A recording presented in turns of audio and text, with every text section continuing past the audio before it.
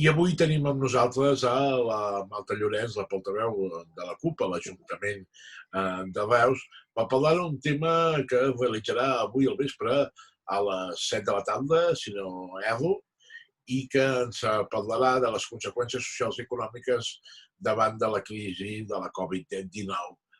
La CUP ha pres aquesta decisió davant dels reptes i també les dificultats que se'ns preparen. Primer de tot, saludem a la Marta Llorens. Marta, què tal? Com estem? Molt bon dia. Molt bon dia a totes. Espero que estigueu totes bé en aquest sentit també. Per sort, i ho hem de dir, nosaltres potser som afortunats i encara estem bé. En aquest cas, a l'entorn familiar també jo el tinc bé en aquest cas i per això ja estem prou contents, perquè la situació és més greu del que sembla, perquè les conseqüències van molt més enllà. La conferència que realitzeu avui a les 7 de la tarda es farà al canal d'Espertaferro, però no sé si a hores d'ara ja tenen temps d'apuntar-se la gent de forma presencial, ja que s'han de mantenir les distàncies de seguretat, etc. Però sí que la podeu seguir al canal de YouTube en directe, no que sí? Sí, precisament vam utilitzar aquest format perquè a la fase on estem, malgrat es pugui combinar ja la presencialitat, encara hi ha un límit d'aforament i per tal que fos a l'abast més de persones, doncs vam decidir fer-ho in situ per a aquelles persones que vulguin assistir-hi i després pel canal de YouTube, en el qual totes sabeu que hi ha un espai que és el xat, que qualsevol persona quan acabem la conferència tingui ganes d'aclarir algun altre tema, doncs ho podrà fer a través d'escriure la pregunta o la reflexió a través del xat. Bé, doncs, per començar, quin és l'objectiu d'aquesta conferència? Ho explicàvem a grans trets, però voldríem que ens expliquis una mica quin és l'objectiu, perquè segurament és molt ampli, no? Sí, mira, l'objectiu ve d'un punt molt concret, que és que, per exemple, nosaltres també formem part d'aquest espai, diguem-ho així, una mica sui generis des de la nostra perspectiva, però que existeix, que és aquest pla de reactivació social i econòmica de la ciutat de Reus, que el govern va proposar a l'oposició i nosaltres, com que també en el seu moment demanàvem corresponsabilitat per part de tothom en una situació extrema i extraordinària com és la que ens trobem avui en dia, nosaltres no podíem no ser en aquest espai, malgrat tenir les nostres reserves de com s'està portant i d'intentar sempre donar aquesta òptica de fiscalització de no tant l'objectiu on nosaltres volem arribar, sinó com hi volem arribar. I nosaltres ho hem plantejat a través d'una conferència perquè creiem que no n'hi ha prou amb oferir i entregar una sèrie de mesures, sinó que realment el que nosaltres creiem és que, malgrat hi hagi la necessitat d'aplicar unes mesures urgents pel moment on estem, aquestes mesures urgents no seran suficients si no hi ha un canvi estructural. I aquest canvi estructural respon a un canvi de model, un canvi de paradigma i que per això el subtítol que nosaltres li volem donar és un projecte de ciutat més enllà de la Covid-19. Projecte perquè són una sèrie de mesures contextualitzades, analitzant de manera política, econòmica i social on som i, per tant, ja donem un projecte de ciutat que nosaltres volem dir que aquest projecte de ciutat sempre ha estat presentat per la CUP abans també de la Covid-19, perquè fins i tot nosaltres a les accions municipals ens vam presentar amb un projecte de ciutat i nosaltres hi volem donar aquest valor a la feina feta. I després, més enllà de la Covid-19, vol dir que hi hagi la Covid-19 o no hi hagi la Covid-19, les mesures realment transformadores són aquelles mesures que van a l'arrel i, per tant, aquelles mesures que, repeteixo, han de ser d'un canvi d'estructura essencial. Entre aquests canvis d'estructura, quin ha estat l'Ajuntament a l'hora de recollir algunes de les vostres propostes? Ja ho sabem durant el temps de govern que fins ara, perquè sembla ser que tot ens canvia, que fins ara han tingut, doncs, han pogut veure les actituds, en aquest cas, del govern, però ara, davant d'aquesta proposta, se'ls veu més interessats a participar en un projecte comú de tots, és a dir, de realitzar aquesta feina en global com a personatges polítics, no com a partits polítics, no? Sí, el que torno a dir el mateix una mica, és a dir, nosaltres hi serem, hi som, però també ens ho mirem des de la distància, perquè això sí que vull posar-ho en clar com a portaveu d'un grup de l'oposició i que realment, doncs, per què no dir-ho, no? Són persones amb una capacitat de treball bona i que intentem sempre fer una anàlisi absolutament de tot, del per què, el com i el quan iniciem una sèrie de propostes. I en aquest sentit vull recalcar el fet que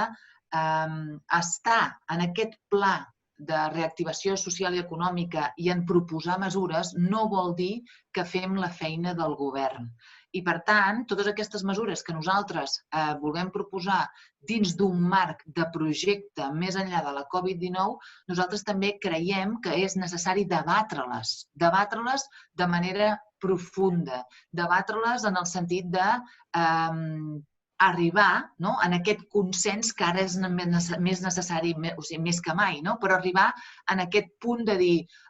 nosaltres proposem això, govern de quina manera ho pot aplicar amb les eines que per això estan al govern, les poden materialitzar, però no és un intercanvi de cromos d'aquesta mesura te l'accepto, aquesta no, sinó per què no me l'acceptes i per què m'acceptes l'altra i si aquesta no, doncs arribem a treballar-la per posar-la realment en pràctica perquè si realment nosaltres la proposem és que realment la creiem necessària. I aquest seria l'objectiu principal d'aquesta conferència, fer aquesta anàlisi de context i presentar aquestes mesures, sobretot contextualitzades i sobretot en quin procés es poden materialitzar. Un dels eixos principals que veig, que també en parlareu, o que parleu, en aquest cas, a la conferència que realitzeu avui a les 7 de la tarda al canal YouTube i també al casal d'Espertaferro, hauríem de, o que volia entrar, ja sé que no em pots adelantar tot allò que es parlarà, perquè es parlaran de moltes coses, però lògicament l'aire aquest participatiu, doneu l'oportunitat d'un xat o la intervenció als que estiguin en directe, però hi ha una qüestió que sí que veig central i si no em rectifiques, que seria una ciutat més solidària. Fa temps que repetiu amb el vostre missatge aquesta raó que hem de fer la ciutat i una societat, siguin més solidàries. Una mica oblidar aquells temes gremialistes molt directes, sinó fer un conjunt global d'aquesta solidaritat que es pot aconseguir a la ciutat.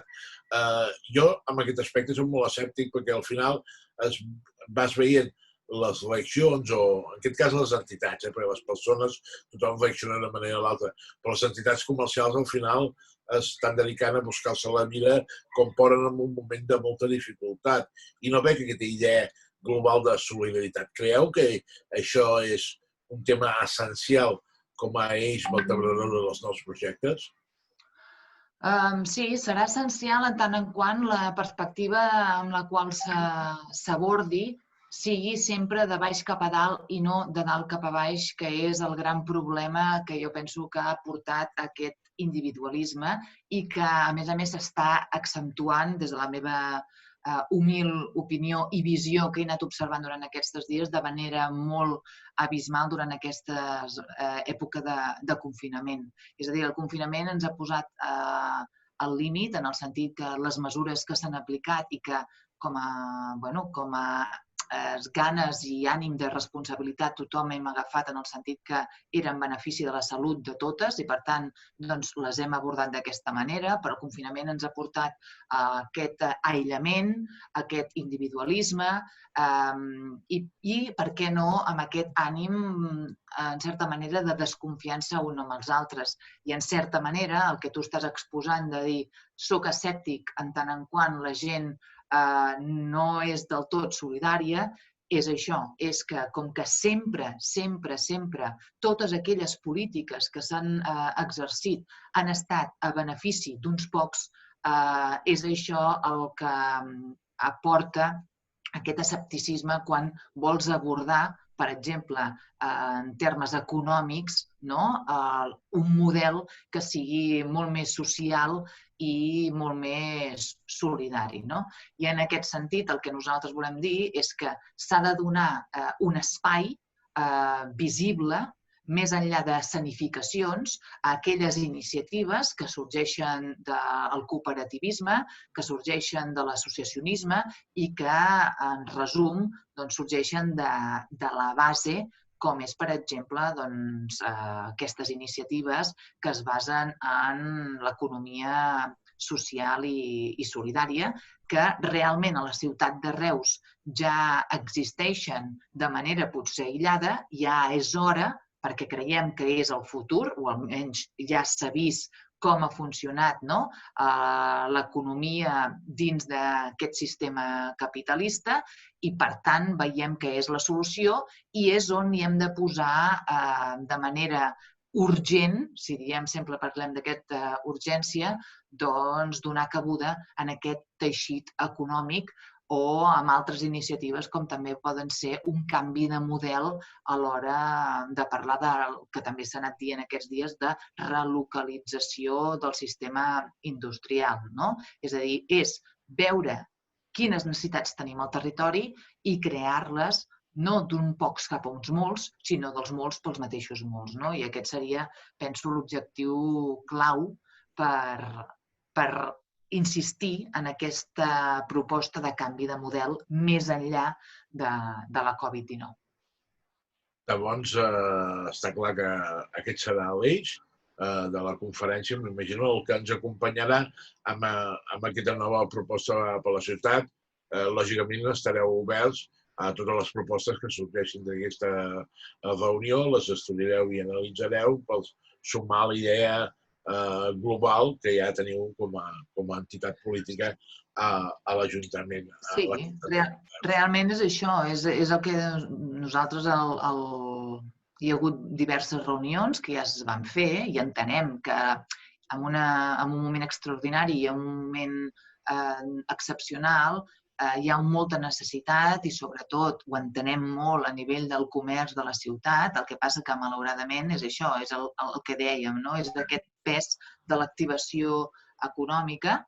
el que ha fet que hi hagi hagut una sèrie de reunions amb diferents agents socials i econòmics i que certes mesures que nosaltres havíem proposat a través de mocions o en altres espais, ara simplement és donar aquesta forma i entregar-les dins d'aquest espai perquè es puguin analitzar i, òbviament, totalment obertes estem a que es puguin debatre per tal de donar resposta al que nosaltres creiem que és important. Doncs Marta Llorenç, moltes gràcies per acompanyar-nos aquest matí i aclarir-nos una mica com anirà l'estructura de la conferència aquest vespre. Com dèiem, fins la propera, analitzarem també el que hagi passat a la conferència, la intentarem seguir per conèixer les propostes i la manera que es plantegen aquestes propostes i quina serà l'altra part, que també és part de la nostra feina, de gestors una mica o notaris de l'actualitat, si les accepten i si les compleixen, que és un altre tema que em sap greu dir, però que moltes vegades tinc la dubte de que es parla molt, es proposa al govern i després, no sé, estem anys deixem-ho així, que es compleixin algunes de les propostes. I crec que l'urgència en aquest moment cal un altre tipus de manera política de veure les coses. Senzillament ho deixaria aquí com espectador d'aquesta política i agraïm moltíssim la vostra atenció perquè ens expliquis una mica el que serà l'acte d'avui, aquesta conferència. Moltes gràcies, Marta.